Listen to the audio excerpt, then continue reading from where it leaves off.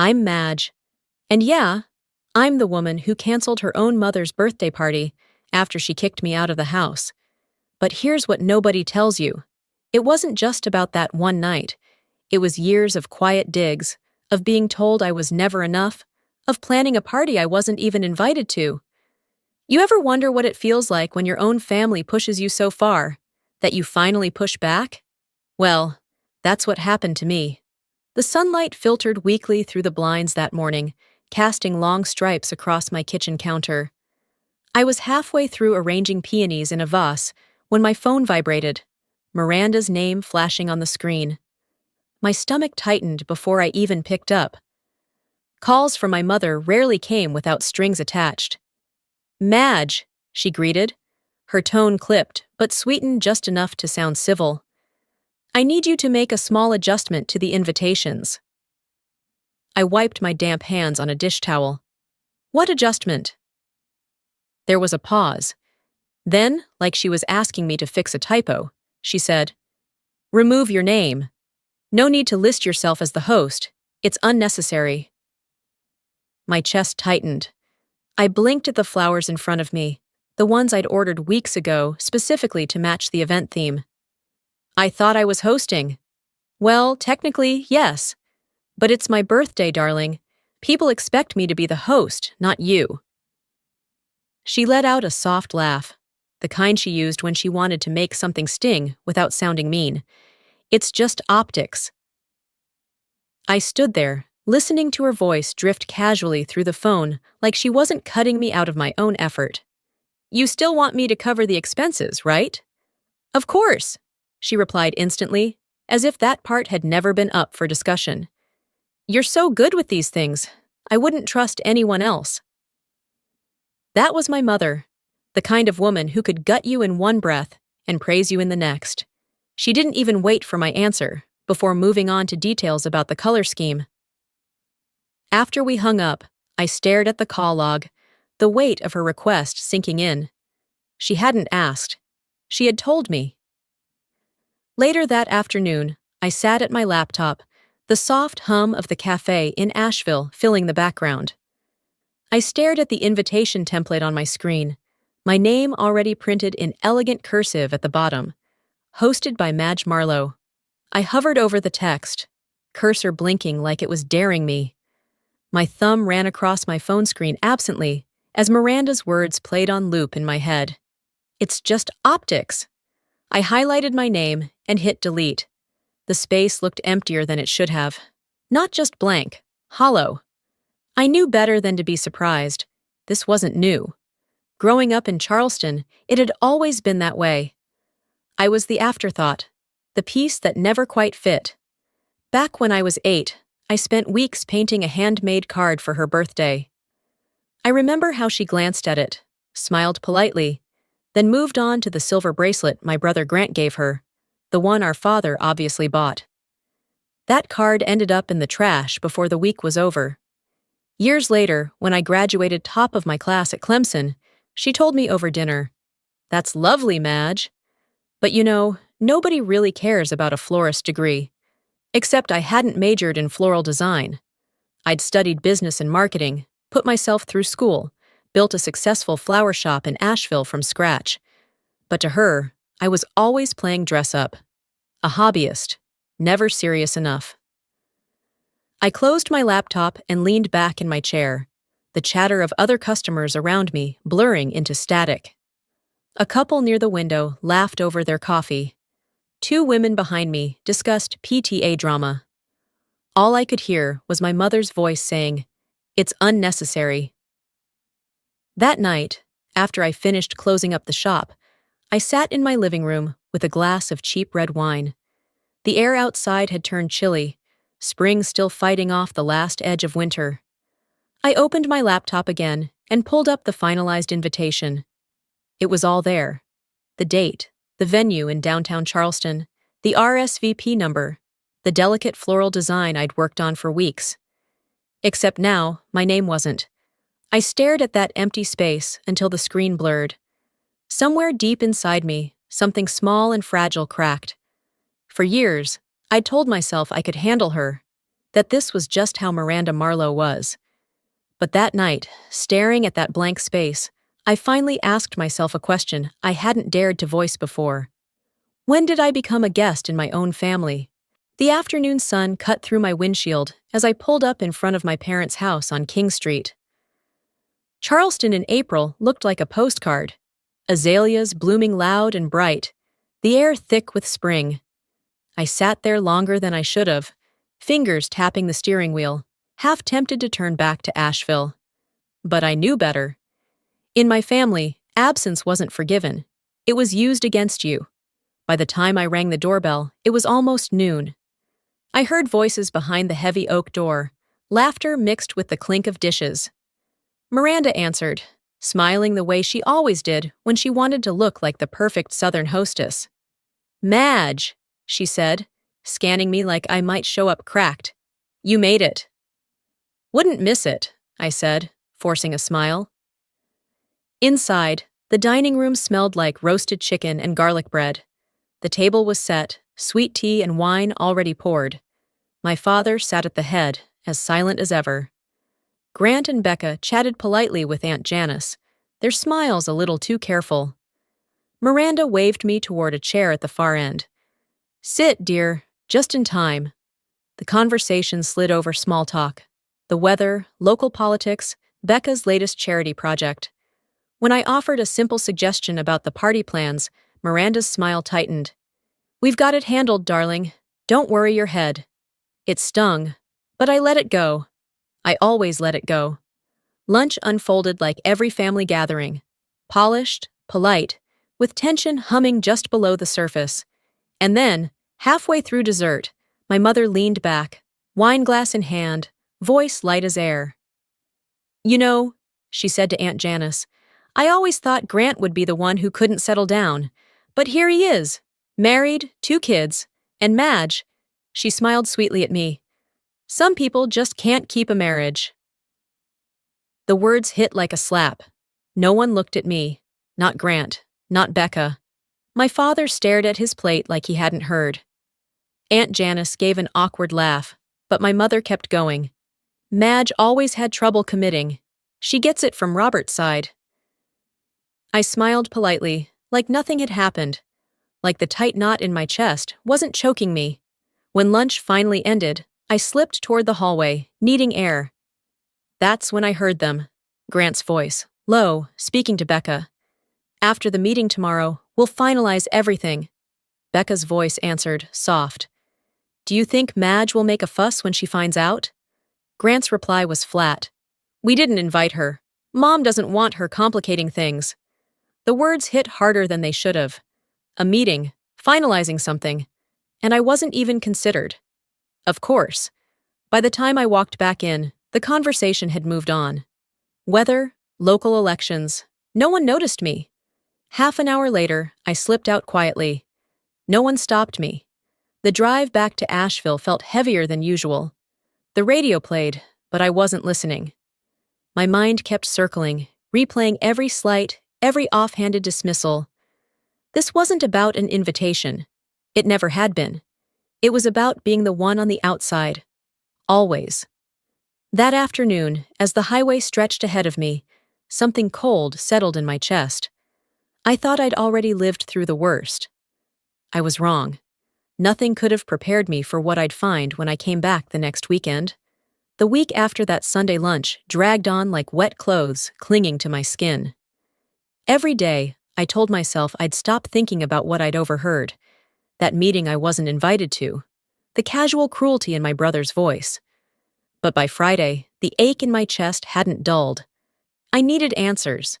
Or maybe I just needed confirmation of what I already suspected.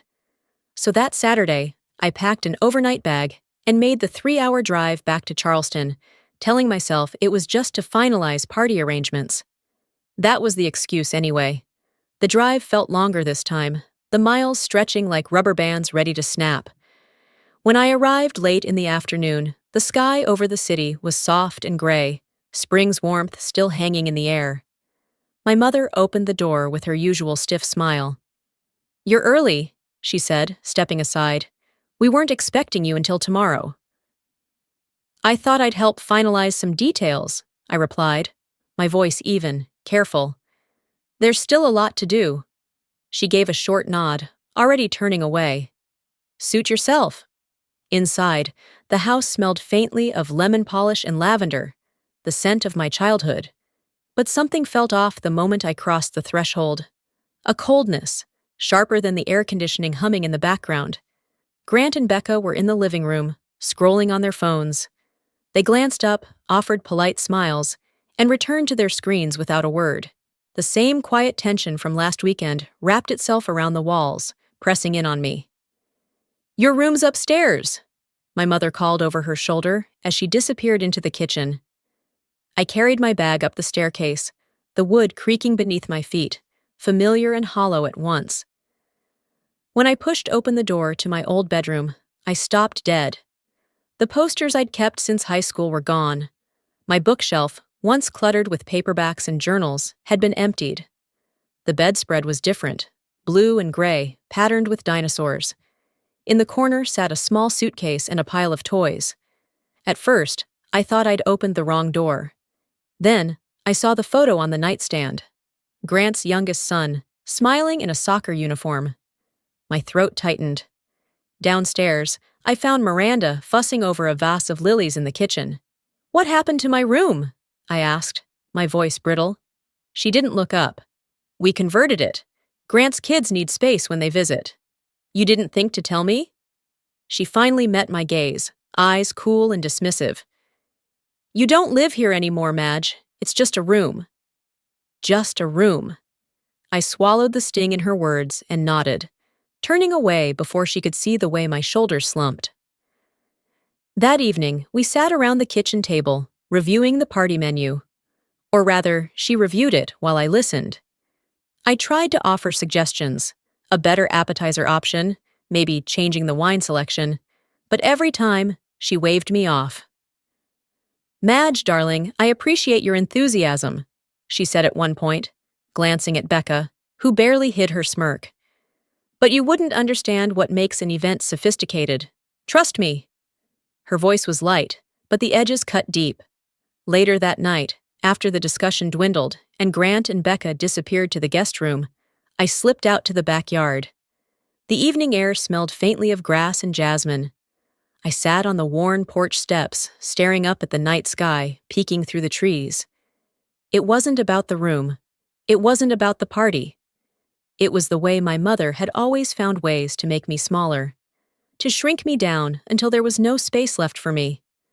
Growing up, I tried everything to earn her approval. Good grades, piano recitals, a stable business. But no matter what I did, I was never enough. Not like Grant, not like anyone else.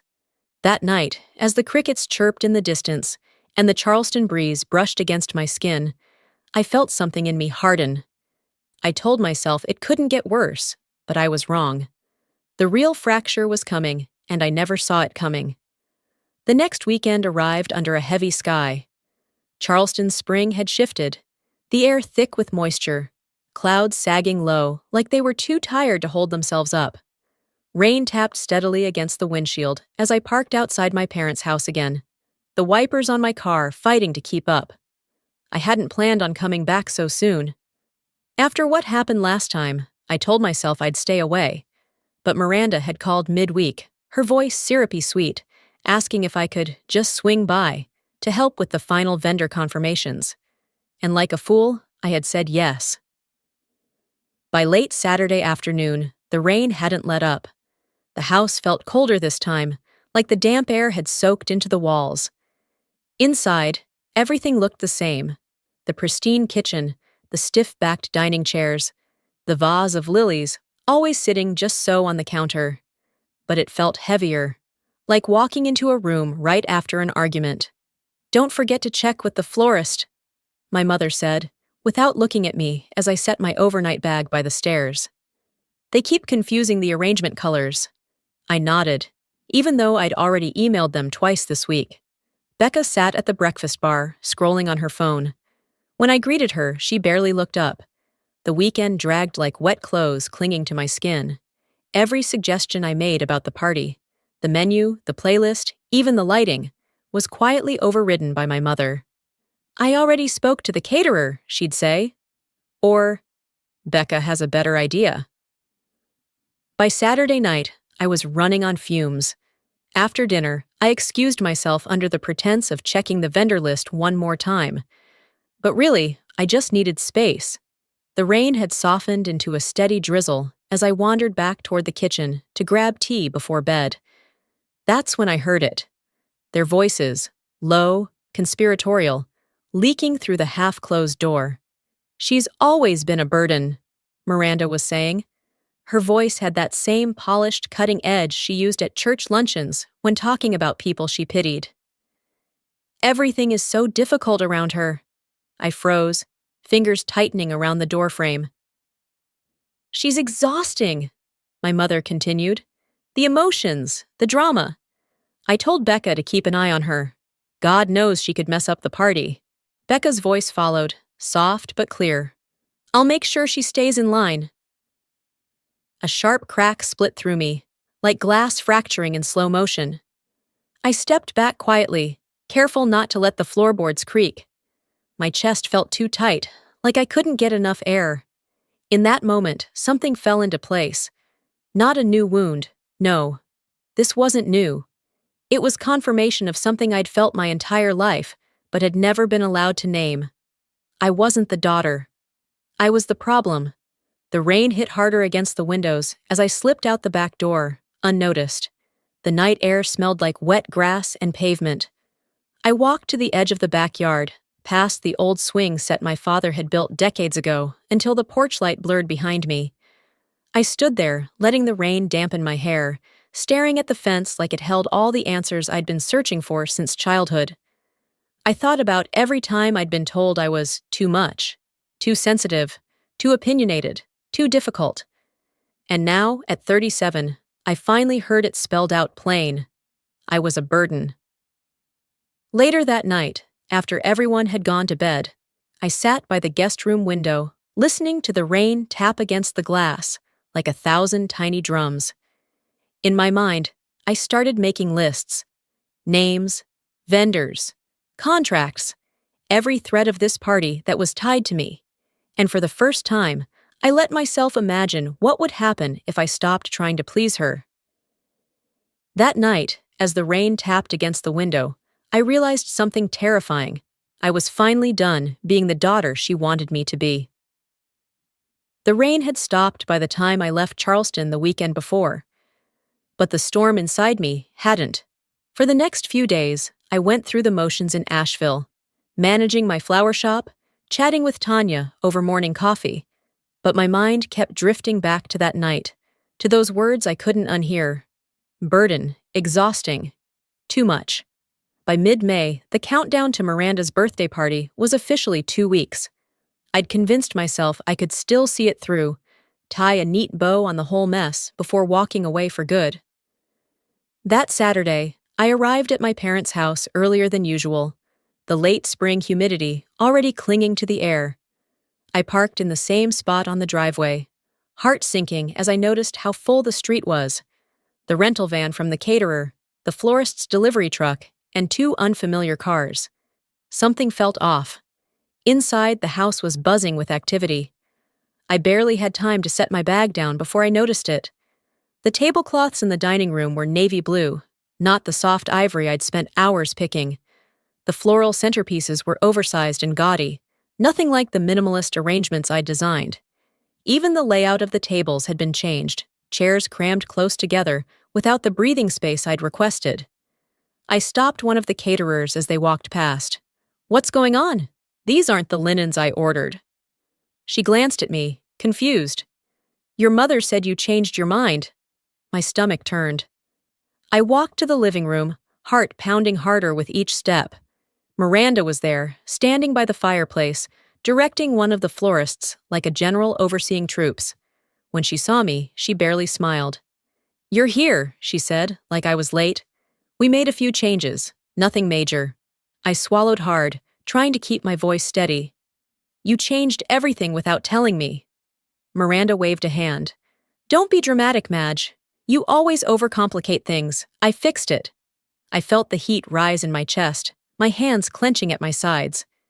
You didn't fix it. You undermined me. She turned, finally facing me, eyes sharp. Oh, honey, don't make this about you. This party is bigger than your little event planning hobby. My breath caught. Hobby.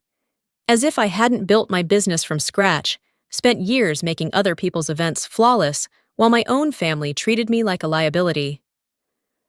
I glanced around the room. Grant and Becca stood near the kitchen, pretending not to watch, but I could see the tension in their shoulders. I took a step closer to my mother, voice low but firm.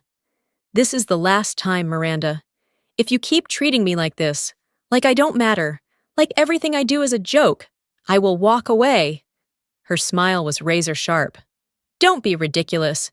You'll do what you always do. You'll fall in line. The words hit harder than I expected, but this time, they didn't knock me down. They lit something inside me. I turned without another word and left the room, the weight of everyone's gaze trailing behind me. That night, I sat on the guest room bed, phone in hand, texting Tanya. Me. If I disappear before the party, don't be surprised. Her reply came a minute later. Tanya, you okay? I stared at the screen, then typed back. Me. Not yet. But I will be.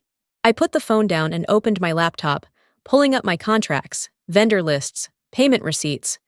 Every string holding this party together ran through me. And now, for the first time, I was ready to cut them. As I walked away from the kitchen that night, something in me shifted. I knew I was done warning her. The following week crawled by like a weight I couldn't shake off. I returned to Asheville after that last confrontation, opened my shop, smiled at customers, but every smile felt forced, brittle.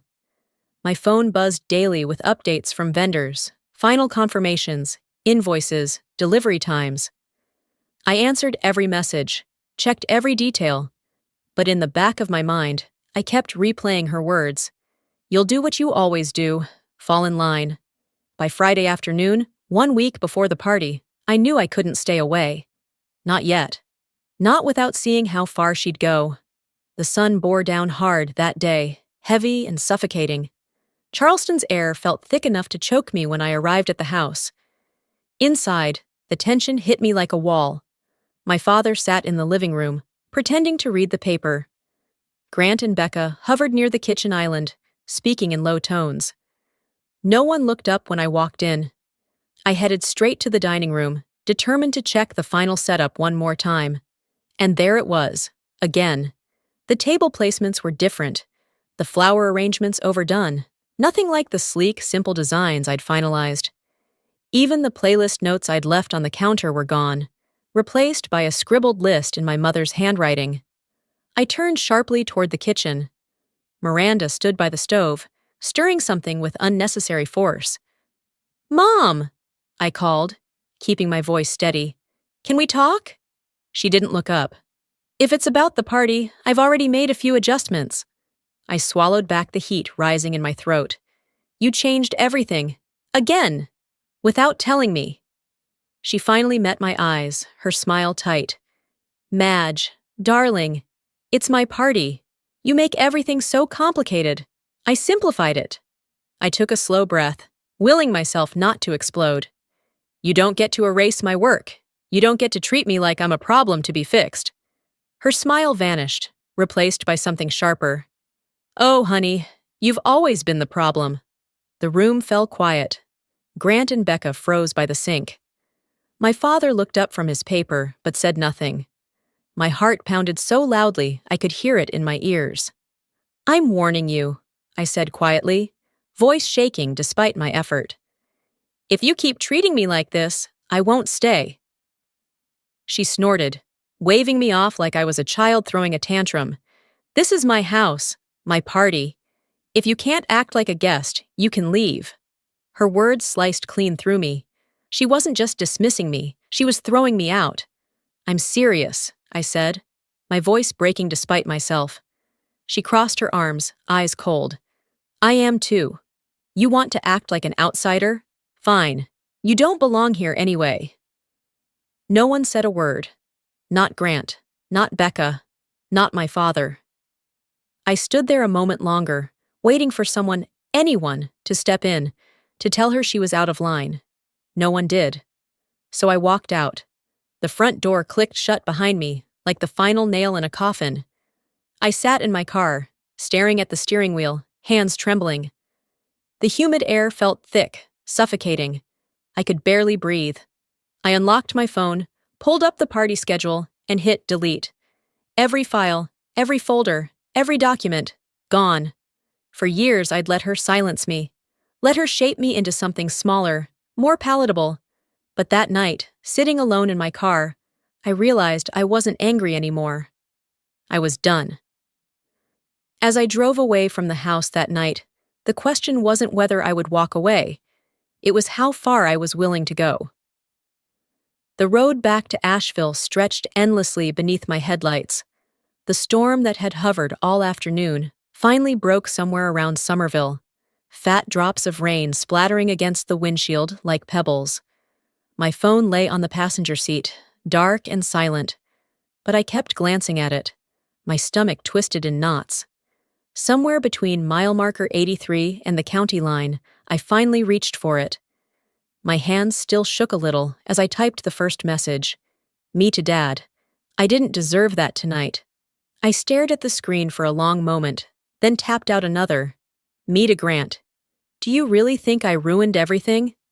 I didn't expect them to answer right away, but I needed to send it, needed to put the question out there. The rain poured harder as I drove the last stretch home. By the time I pulled into my apartment complex, the clock on my dashboard blinked 11:46 p.m. The storm hadn't let up. I sat there for a moment, watching the water slide down the glass like the years slipping past me. My phone buzzed just after midnight. It was Dad, Robert Marlowe. Your mother had a bad day, just let it go. A bad day. I let the message sit there on the screen, the words burning brighter than the glow of the dashboard. By morning, Grant's reply arrived. Grant Marlowe. It's best not to escalate things. You know how she gets. No apology, no acknowledgement. Just silence wrapped in caution. Becca never replied at all. The weight of their messages settled on me like wet cement. Not one person in that house thought what happened was wrong. Not one of them had thought to say, "You didn't deserve that." It wasn't just my mother anymore. It was all of them. By noon, the rain had slowed to a drizzle, streaking the window of my living room. I sat on the couch, phone in one hand, the other resting over my knee as I stared at the conversation threads. I scrolled back through old texts, birthday wishes, check-ins, holiday plans, all of them polite, distant, transactional. Not one message where they asked how I was really doing. Not one where they told me they were proud of me. The realization settled sharp and bitter in my chest. It had never been about the party. It had never even been about Miranda. It was about the fact that, when push came to shove, no one in my family would choose me. I set the phone down and opened my laptop. My event planning software blinked to life, the dashboard clean and empty now that I'd deleted the party schedule. But the vendor contracts were still there. All of them. I clicked open the folder marked Miranda 65th, scanning the list of services. Venue, catering, florist, live band, valet service, photographer. Every single one tied to my business account. I began drafting emails. Calm, polite, professional. Instructions to release reservations. Requests for refund processing. Notices of cancellation clauses. It was almost frightening how easy it was. I'd done this 100 times before, just never for myself. By the time the morning sun hit my window, I had already decided, if they wanted me out of the family, I'd make sure they felt my absence. The morning sun poured into my apartment like nothing had happened. The sky above Asheville was clear, sharp blue. Birds chirped outside the window, and the soft hum of downtown traffic drifted up from the street. You wouldn't have known, looking at that peaceful sky, that I was about to dismantle a celebration 3 months in the making. I stood in my kitchen, stirring sugar into my coffee, methodical, calm. My laptop sat open on the counter. The folder was already there, waiting. Miranda, 65th, vendor contracts. One last sip, then I sat down. It took less than 10 minutes to cancel the caterer, 12 to contact the florist and rescind the order, 15 to revoke the booking for the band. Each email was polite, professional, and final. Please confirm cancellation and process the refund under our standard agreement. Due to unforeseen circumstances, we will no longer require your services. The venue was trickier. They'd require an immediate release of responsibility, a signed waiver. I signed it without hesitation. By the time the clock hit 11 a.m., the party no longer existed. I closed my laptop, stood up, and looked around the apartment. Everything felt quiet. Almost too quiet. Then the phone started ringing. First, it was a message from the florist. Miranda Marlowe is trying to reach you. She's asking about payment. Should we forward her the invoice? Then a missed call from the band. Your mother said you're still organizing. Can you clarify? Another email from the caterer. We need an alternative payment method, or we'll have to cancel the delivery. The dominoes fell faster than I could read. By noon, my phone wouldn't stop vibrating. Tanya texted, "Hey, are you okay? Charleston's losing its mind. People are talking." I didn't answer.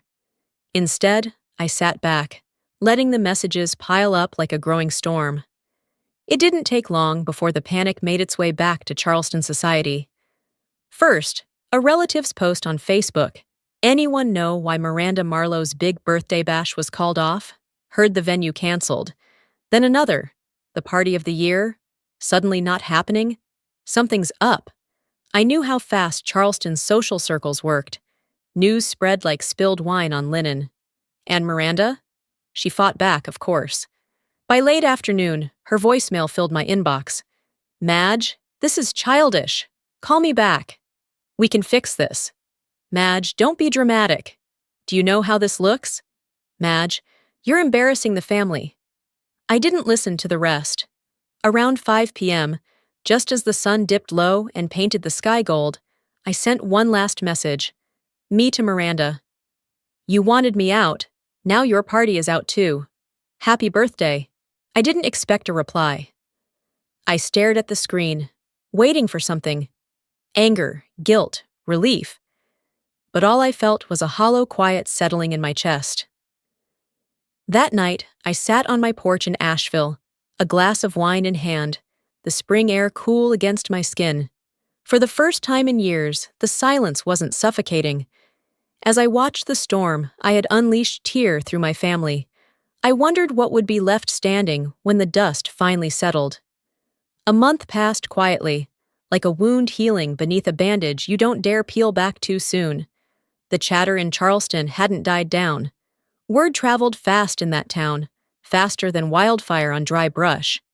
I heard from old classmates, vendors, even customers at my flower shop in Asheville. "Did you really call off your mother's party?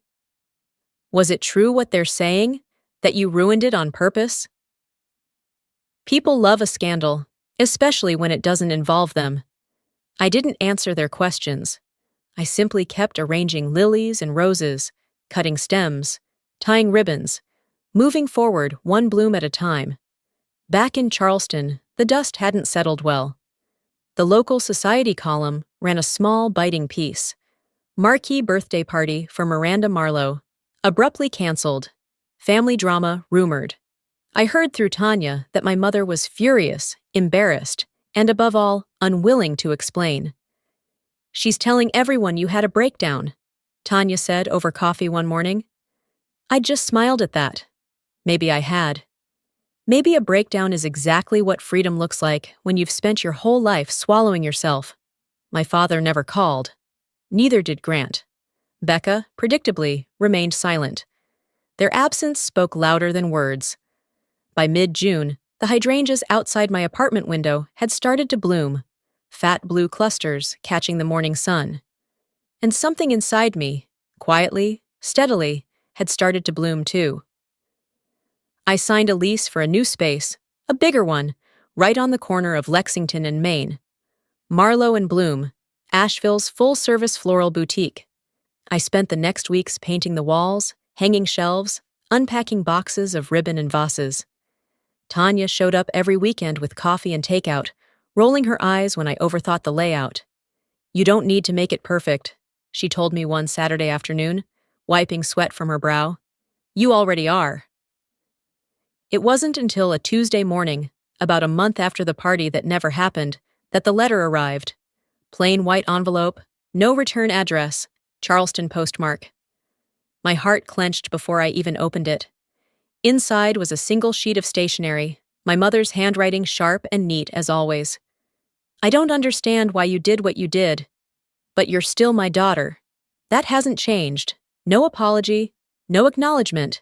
Just 6 cold lines written in a hand I'd spent my entire life trying to impress." I folded the letter neatly, placed it in the bottom drawer of my desk, and closed it without a word. Weeks passed. The shop opened to good business. Locals stopped in for fresh-cut stems, couples for wedding consultations, children with crumpled dollar bills for a single daisy. Life moved forward. But some nights, when the store was quiet and the street outside empty, I'd catch myself wondering if that letter had been her version of an olive branch, or a chain trying to pull me back. The answer never mattered, because somewhere between deleting that party and unlocking the doors to my own store, I'd learned the truth. Freedom doesn't mean fixing what's broken. It means finally walking away from what was breaking you. And if you've stayed with me until the end of this story, maybe you're wondering, was it worth it? Burning everything down just to finally breathe? The truth is, sometimes freedom costs more than you ever imagined. Sometimes it looks nothing like forgiveness. It looks like finally learning how to choose yourself, even when no one else will. For too long, I thought family meant sacrifice without limits. That love meant shrinking myself to fit someone else's expectations. But here's what I've learned. You are not obligated to keep setting yourself on fire to keep others warm, especially not when they never asked if you were burning. If you're watching this right now and you've ever felt like the outsider in your own family, like no matter how much you give, it's never enough, I hope my story reminds you of this. You are enough. You've always been enough.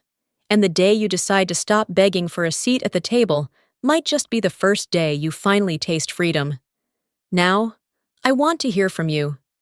Have you ever had to walk away from someone you love? Not because you stopped loving them, but because you finally started loving yourself? Or maybe you're still standing at that crossroads, wondering if it's okay to choose peace over approval. Tell me in the comments. If this story touched something in you, drop a heart or simply type "I'm enough."